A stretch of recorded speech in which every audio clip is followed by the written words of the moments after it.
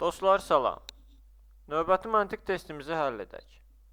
Baxırıq ki, bizə 3 müxtəlif rəqəmlərdən ibarət olan xanalar verilib və biz birinci ilə ikincidəki qanuna uyğunluğu taparaq üçüncüyə tətbiq edirik və sual işarəsinin yerinə uyğun gələn ədədi tapırıq.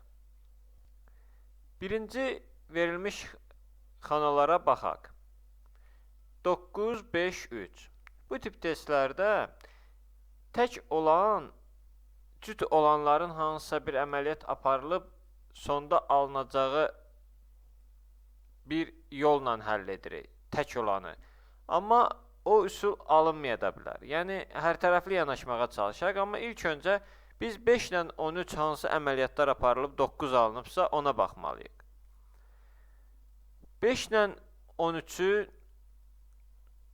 13 ilə 5-i toplasaq 18 edir. 18-i 2-yə bölsək 9 edir. Başqa baxırıq, məsələn 13-dən 5-i çıxanda 8 edir. Üstünə 1 gələndə 9 edir. Müxtəlif yanaşmalarla baxırıq buna. Görək ikinci verilmiş ədədlərdən ibarət xanalarda hansı ödəyir.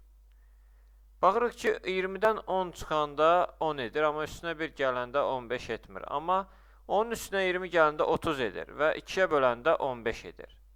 Baxırdıq ki, birincidə də 5-in üstünə 13 gələndə 18 edirdi, 2-yə böləndə 9. Onun üstünə 20 gələndə 30, 2-yə böləndə 15.